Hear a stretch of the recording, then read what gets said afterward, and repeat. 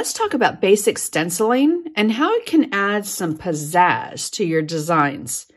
So the background on this piece has been painted with DecoArt chalky gesso in light green. And while it's pretty, it's just it needs a little something. So changing up the design a little and adding some stenciling in the background takes this piece to the next level. Let me share with you some basics in stenciling.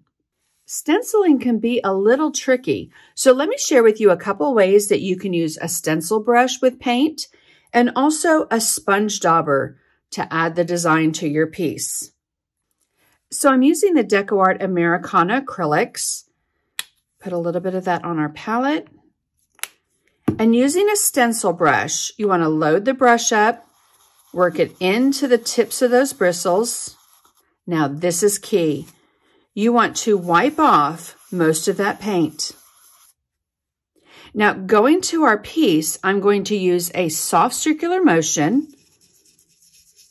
going counterclockwise and clockwise.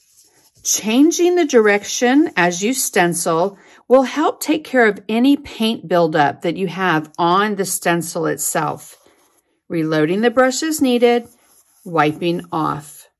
Coming back to your piece, soft circular motions, adding a little bit more pressure as your paint starts to dissipate. It is much easier to add more layers to make your design more opaque than it is to clean up a mess of the paint seeping underneath your stencil. Another way to stencil using a stencil brush, again loading it up, swirling it around, and this time I'm going to wipe just a little bit of it off, and this time I will tap. This is stippling. You're going to stipple the paint on, and notice the difference. You have a soft brushed stencil design, one that's a little bit more opaque. Let's add a little bit more paint to this first design just to show you how you can build the layers, make it a little bit more opaque with a softer look. Again, soft circular motion, counterclockwise and clockwise.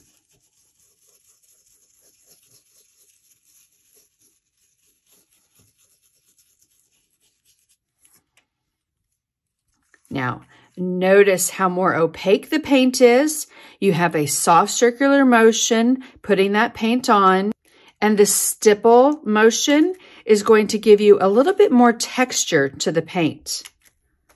Again, loading that up, wiping some of it off, stippling it over the design, and it does help to keep that brush handle straight into the sky.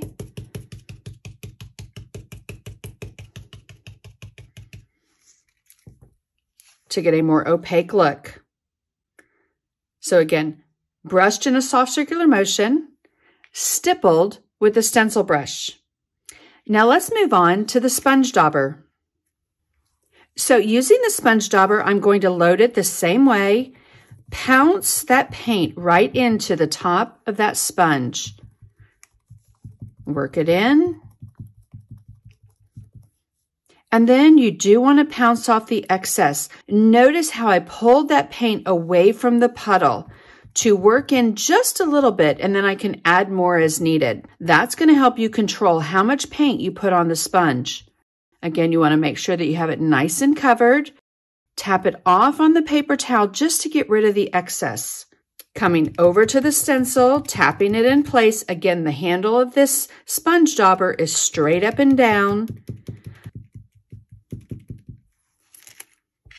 And again, nice stencil design, nice opaque color, no bleeding because we took the excess paint off.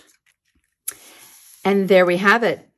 Stippling with a brush, soft circular motions with a stencil brush, and a pouncing motion with a sponge dauber. Using stencils in your designs is a quick, easy, and fun way to add design and layers to your painting projects. Once you've finished using your stencil, you want to make sure that you clean it. I like to use the DecoArt brush and stencil cleaner to not only clean my stencil, but also my brushes and sponge dauber. So I'm just squeezing a little bit of that on, cleaning the paint off of my stencil, soft circular motions again, increasing the pressure as needed.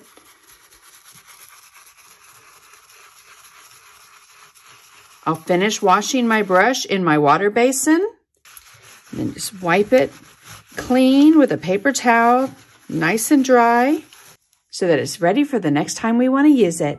Happy stenciling!